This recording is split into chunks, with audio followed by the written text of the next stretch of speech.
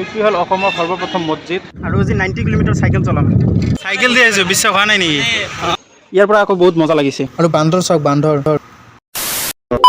ঠিক আছে, welcome to মছজিদ লাইভ ব্লগ। আৰু আজি আপোনালোকক আমাৰ অসমৰ সৰ্বপ্ৰথম মছজিদখন দেখুৱাম। আৰু ৰ'ব আজি নহয়, কালি দেখুৱাম। কাৰণ মোৰ এখন যে ফুৰং ফাৰাং চাইকেল আছে, এই চাইকেলখনক আজি পূৰা ট্ৰিটমেণ্ট দিম। কাৰণ মই যে এটা ৰূপচি এয়াৰপৰ্টৰ ব্লগ লৈছিলোঁ, সেই ব্লগটোত পূৰা আনকমফৰ্টেবল পাইছোঁ এই চাইকেলখন চলাই। সেইবাবে আজি এইখনক পূৰা ট্ৰিটমেণ্ট দিব লাগিব। আৰু তেতিয়াৰ পৰা ব্লগটো বনোৱাৰ পিছত এই চাইকেলখন ইয়াতে ৰাখিছিলোঁ। আৰু তেতিয়াৰ পৰা চাইকেলখনক লাৰাই নাই, সেইবাবে পূৰা জং চং মামৰ চামৰ এনেকুৱা ধৰিছে।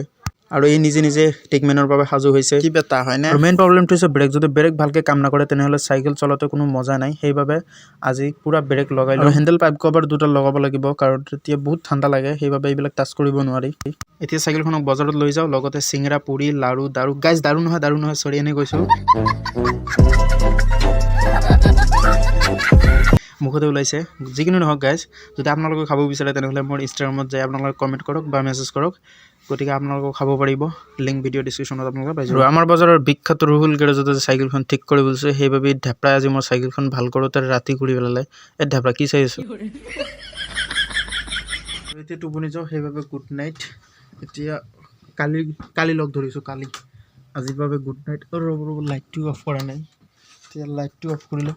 আৰু মোৰ টেবুলখন চাওক গাইছ, এইখনক একেবাৰে ইগন'ৰ কৰক আপোনালোকে। মানে মই এইখিনি ভালকৈ ৰাখিব পৰা নাই। এতিয়া লাইটটো অফ কৰি লওঁ। বাই। The next day. হেল্ল' গাইছ, আসসালামু আলাইকুম। Good morning. কাৰণ আজি ৰাতিপুৱা ব্লগটো বনাই আছোঁ। কাৰণ আজিৰ ব্লগটো অলপ দূৰত হ'বলৈ গৈ আছে, সেইবাবে ৰাতিপুৱা ওলাইছোঁ। আৰু আমাৰ অসমৰ সৰ্বপ্ৰথম মছজিদটো আপোনালোকক আজি দেখুৱাম। আৰু সেই মছজিদটোৰ নাম হ'ল পাণবাৰী অথবা ৰাঙামাটি মছজিদ বুলি ক'ব পাৰি। আৰু আমাৰ গাঁৱৰ পৰা পাণবাৰী যাওঁতে প্ৰায় 90 কিলোমিটাৰ লাগে। আৰু 90 কিলোমিটাৰ মানে অকল যাওঁতে নহয়, আমাৰ গাঁৱৰ পৰা পাণবাৰী অহা যোৱা কৰোঁতে 90 কিলোমিটাৰ লাগে। সেইটোৱে তথাপিও ছেম, আমাৰ চাইকেল আজি ৰাইডটো আমাৰ 90 কিলোমিটাৰে হ'ব, সেইটোৱে কৈছোঁ। তথাপিও আমাৰ বাবে ইমান সহজ নহয় 90 কিলোমিটাৰ চাইকেল চলাবলৈ। গতিকে চেষ্টাটো কৰিব লাগিব ন। এনেকৈ গৈ আছোঁ। এতিয়া মই হাইৱেত আছোঁ আৰু আপোনালোকক মই গৌৰীপুৰত যাই লগ কৰি আছোঁ। গতিকে ইয়াতে পায়।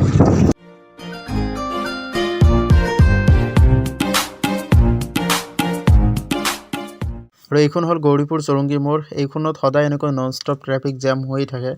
সেইবাবে আমি অলপ ৰৈ গ'লোঁ ইয়াতে। এনেকৈ লাহে লাহে গৈ আছোঁ। আৰু আমি অলপখিনি আগুৱাই গ'লে গৌৰীপুৰ বেপাৰী পট্টি পাম।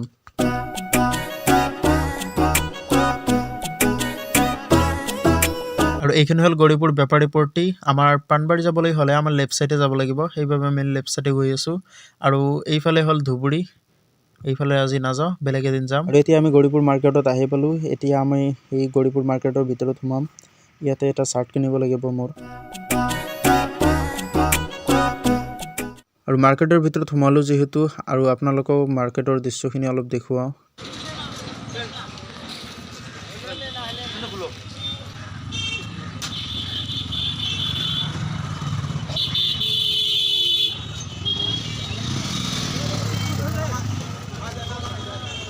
আৰু এইবিলাক চোৱাৰ আমাৰ সময় নাই, সেইবাবে আমাৰ আচল কামটো কৰি ইয়াৰ পৰা আকৌ গুচি যাব লাগে।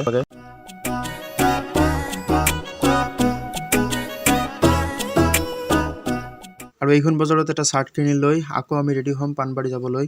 আৰু এতিয়া বজাৰটো এৰিয়াই আমি বহুত দূৰত আহিছোঁ। সেই বজাৰত আমি চাৰ্টটো কিনাৰ পিছত আমি ডাইৰেক্ট পাণবাৰী লৈ গৈছোঁ। কাৰণ আমাৰ হাতত ইমান সময় নাই, সেইবাবে আমাৰ পূৰা স্পীডত যাব লাগিব। আৰু 90 কিলোমিটাৰ ইমান সহজ নহয়। আৰু এফালে আছে সৰিয়হৰ ফুল আৰু আনফালে আছে পুখুৰী। আৰু আমি দুজন কৰি আছোঁ পাগলামি, সেইবাবে 90 কিলোমিটাৰ চাইকেল চলাই গৈ আছোঁ পাণবাৰী।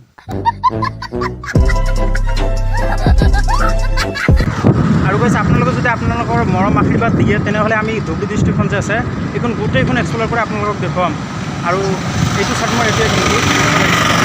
মানে মই গৌৰীপুৰ বজাৰত যেতিয়া মই মাৰ্কেট কৰিবলৈ গৈছিলোঁ, ইয়াত একদম মাথা নষ্ট হৈ গৈছে। আৰু মাথা মানে মূৰটোৱে নষ্ট হৈছে, কাৰণ আজিকালিৰ কাপোৰ চাপোৰবিলাকৰ প্ৰচুৰ দাম বাঢ়িছে। সেইবাবে যেনে তেনে এটা চাৰ্ট কিনি লৈ আহিলোঁ, কাৰণ হাতত ইমান পইচাও নাই। আৰু আমি দুজন অলৰেডি প্লেন কৰি ৰাখিছোঁ যে আমাৰ ধুবুৰী ডিষ্ট্ৰিক্টখন যে আছে এইখন গোটেইখন ঘূৰি ফুৰি আপোনালোকক দেখুৱাম। আৰু গুড প্লেচেছবিলাক এটা এটাকৈ ব্লগ বনাবলৈ চেষ্টা কৰিম। আৰু আপোনালোকে ঘৰত বহি চাব পাৰিব। গতিকে আপোনালোকৰ মৰম আশীৰ্বাদ লাগে। আৰু আমি গৈ থাকোঁতে ৰাস্তাটো অলপ ওপৰ ফালে গৈ আছে। আৰু ইয়াতে বুজা যায় যে পাহাৰ কাটি এই ৰাস্তাটো বনোৱা হৈছিল, কাৰণ দু চাইডে এতিয়া পাহাৰ। আৰু বহুত কষ্ট কৰি আমি ওপৰত উঠিলোঁ। এতিয়া ইয়াৰ পৰা যদি আমি তললৈ যাওঁ, চাওক কিমান তললৈ যাব পাৰি।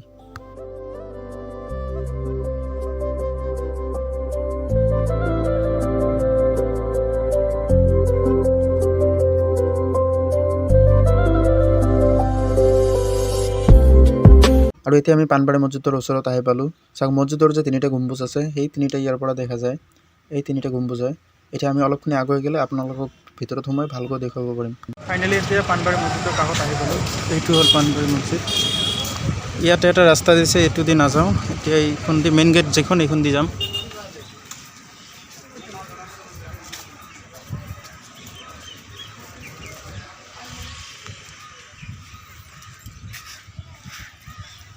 এইটোৱে হ'ল পানবাৰী মছজিদ। চাওক বহুত ধুনীয়া লাগিছে। ৰ'ব জুম কৰি দেখাই দি আছোঁ। জুম কৰি কিয় দেখাম, এই ভালকৈ আপোনালোকক দেখুৱাই লওঁ। এইফালে প্ৰথমে আপোনালোকক চাৰিওফালৰ দৃশ্যখিনি দেখুৱাই লওঁ, তাৰপিছতে মছজিদটোৰ ফালে যাম। আৰু ইয়াতে এটা কুঁৱা আছে। এই কুঁৱাৰ ভিতৰত মানুহে পইচাৰ মুদ্ৰাবিলাক পেলাই দিয়ে। চাওক মই ইয়াৰ ভিতৰত দেখাই দি আছোঁ ৰ'ব। ইয়াতে চাওক পইচাবিলাক ৰখি আছে। ইয়াতে চাওক এই যে আপোনালোকে দেখা পাইছে এইবিলাক পইচাৰ মুদ্ৰা হয়। এইবিলাক পইচাৰ মুদ্ৰা হয়, এনেকুৱাই ইয়াতে ৰখি আছে। আৰু এই জালিখন দিয়াৰ উদ্দেশ্যটো হ'ল যাতে ইয়াৰ ভিতৰত বেলেগ বস্তু সোমাই নাযায়, সেইবাবে এই জালিখন দিয়া হৈছে। আৰু এই কুঁৱাটো বোলে ব্ৰহ্মপুত্ৰৰ লগত বোলে কানেক্ট হৈ আছে, নাজানো ইমান। আৰু আমি বহু দূৰ চাইকেল চলাই আহিলোঁ, সেইবাবে অলপ জিৰাই লওঁ। এইটো হ'ল জিৰণি চৰা। ৰ'ব মই জুম কৰি দেখাই দি আছোঁ। জিৰণি চৰা সেইটো। আৰু ইয়াতে মানুহে শুব পাৰিব, বহিব পাৰিব। ইয়াতে বহুত আৰামৰ জেগা হয়। আৰু যদি ইয়াতে পানীৰ প্ৰয়োজন হয় সেইটোও সুবিধা কৰি দিছে ইয়াতে। ইয়াতে পানী পাব আপোনালোকে। আৰু ইফালে যিটো ৰুম আছে ইয়াতে হয়তো দুটাৰ কাৰণে হ'ব পাৰে, এটা মহিলাহঁতৰ বাবে নহ'লে ড্ৰেছ চেঞ্জৰ বাবে। আৰু এতিয়া আমি অলপ ইয়াতে জিৰাই লওঁ, যেতিয়া নামাজৰ সময় হ'ব তেতিয়া মই নামাজ পঢ়াৰ পিছত আকৌ ভিডিঅ' বনাই ষ্টাৰ্ট কৰিম। এতিয়া মছজিদটোত আজান দি আছে, এতিয়া মই নামাজ পঢ়িবলৈ যাম।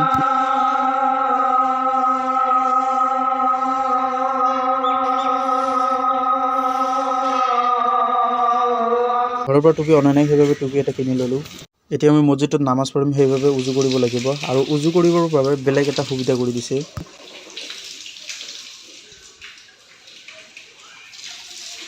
আৰু মোৰ এতিয়া উজু কৰা শেষ হ'ল। এতিয়া মই মছজিদৰ ভিতৰৰ ফালে গৈ আছোঁ।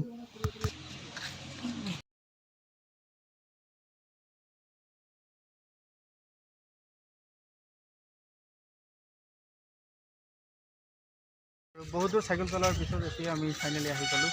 এইখনে হ'ল। এতিয়া মই ইয়াৰ ভিতৰত যাওঁ, যে আপোনালোকক ভালকৈ দেখুৱাম। ইয়াতে লিখা দিছে ইয়াত জোতা চেণ্ডেল ৰখা ঠাই, এতিয়া ইয়াতে ৰাখি দিম।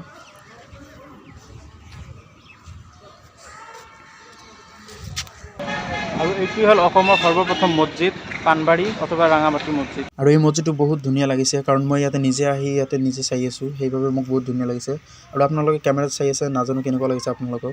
আৰু এই মছজিদটোৰ এতিয়ালৈকে সম্পূৰ্ণ হিষ্ট্ৰী পোৱা নাই, সেইবাবে মই আপোনালোকক বেছিখিনি নক'ম, জাষ্ট আপোনালোকক অলপখিনি হিষ্ট্ৰী ক'ম, যাতে আপোনালোকে বুজি পায়। আৰু যিখিনি মই মুখেৰে শুনিছোঁ।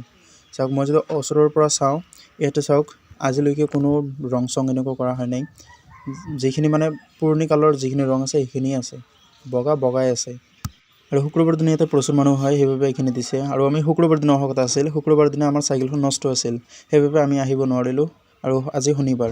মছজিদটো কেতিয়া আৰু কেনেকৈ বনাইছিল সেইটো সঠিক ক'ব নোৱাৰি। আৰু ইয়াতে বেলেগে কোৱা মতে এই মছজিদটো 1490 চনৰ পৰা 1519 চনলৈকে বংগৰ চুলতান আলাউদ্দিনে যেতিয়া কমতাবোৰ দখল কৰিছিল, তেতিয়া সেই জয়ল উদযাপনৰ বাবে সেই মছজিদটো বনোৱা হৈছিল।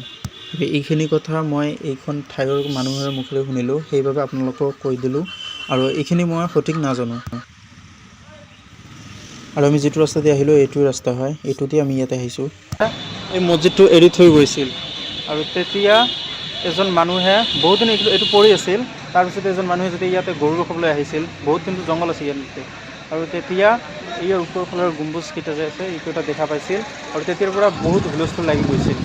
আৰু তেতিয়াৰ পৰা এই মছজিদটো চৰকাৰৰ হাতত লৈছে। ইয়াৰ যিমানখিনি কাম আছে সকলোবিলাকৰ কামৰ বাবে চৰকাৰে দায়িত্ব লৈছে। আৰু এইটো আপোনালোকে কুঁৱা বুলি নাভাবিব, ইয়াতে উজু কৰিছিল প্ৰথমে। আৰু ইয়াতে বেছি পানী নাই। চাওক ইফালে মানুহে এনেকৈ শাৰী পাতি বহিছিল, এনেকৈ শাৰী পাতি বহি ইয়াতে উজু কৰিছিল আৰু ইয়াতে নামাজ পঢ়িছিল। এতিয়া বলক আমি এইটোৰ ওপৰত যাওঁ।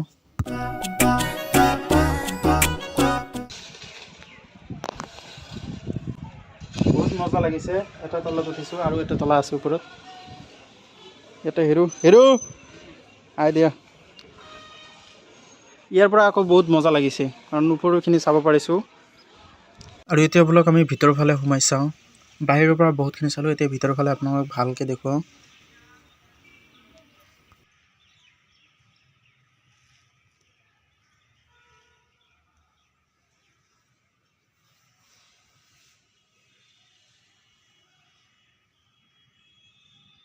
আৰু ইয়াৰ আগত যে মই আহি ভিতৰত নামাজ পঢ়িলোঁ এইখন ঠাইত বহি মই নামাজ পঢ়িছিলোঁ।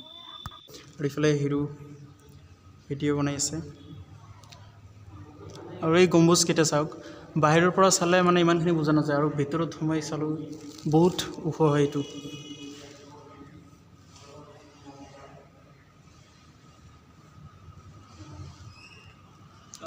আৰু ইয়াতে মানুহ বহাৰ কাৰণে আৰু ইফালে এইটো ঘৰ যে আপোনালোকে দেখা পাইছে এইটোতো মুৰ্গী ৰখাৰ কাৰণে। ইয়াতে মানুহে মুৰ্গীও দান কৰে, সেইবাবে ইয়াতে মুৰ্গী ৰাখে, মুৰ্গী ৰখা স্থান। আৰু মছজিদটোৰ ওচৰতে এটা মাদ্ৰাছা আছে, ৰাস্তাটো চব বহুত ধুনীয়াকৈ সজাই ৰাখিছে। আৰু মই ভাবিছিলোঁ মাদ্ৰাছাৰ ভিতৰত যাই ল'ৰাবিলাকৰ লগত মানে যিবিলাক ষ্টুডেণ্ট আছে সেইবিলাকৰ লগত কথা পাতিম, সেইবাবে নোৱাৰিলোঁ কাৰণ এতিয়া সিহঁতে পঢ়া কৰি আছে, গতিকে ডিষ্টাৰ্ব নকৰোঁ। আৰু আমাৰ এতিয়া ভিডিঅ' বনোৱা কাম শেষ হ'ল, গতিকে এতিয়া সোনকালে ঘৰত যাবলৈ লৈছোঁ কাৰণ আমাৰ বহুত দূৰত যাব লাগিব। আৰু এই মছজিদটোৰ পৰা ওলাই আহোঁতে ইয়াতে বহুতকেইটা দোকান আছে, এই দোকানবিলাকত বহুত বস্তু আছে। এইবিলাক বস্তু মানুহে যে বেলেগৰ পৰা আহে মানত কৰি সেইবিলাক ইয়াতে মছজিদটোত দিব পাৰে আৰু কোনোবাই ঘৰতো লৈ যায় ইয়াৰ পৰা কিনি লৈ। মানে আমাৰ ইছলাম ধৰ্মীয় যিবিলাক প্ৰয়োজনীয় বস্তু আছে সেইবিলাক আপোনালোকে ইয়াতে পাব। আৰু মই ভাবিলোঁ কিবা এটা কিনি লৈ ঘৰলৈ যাম, কিন্তু ইয়াতে দাম প্ৰচুৰ হয়, সেইবাবে মই আচৰিত হৈ গৈছোঁ।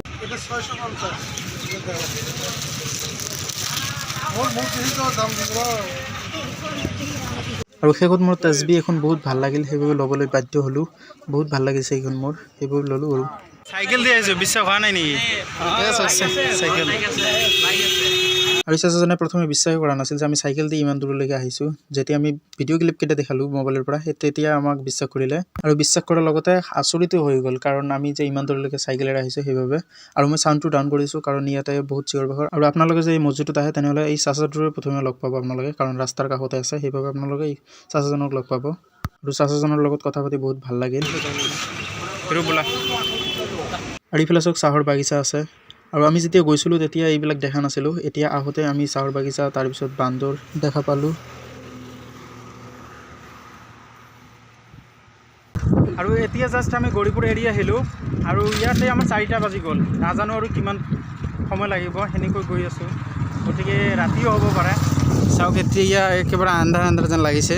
আৰু গৌৰীপুৰৰ পৰা গোলগন চাওঁতে আমাৰ ৰাতি হৈ গ'ল, ইয়াতে কিবা কিবি খাই লওঁ, বহুত ভোক লাগিছে।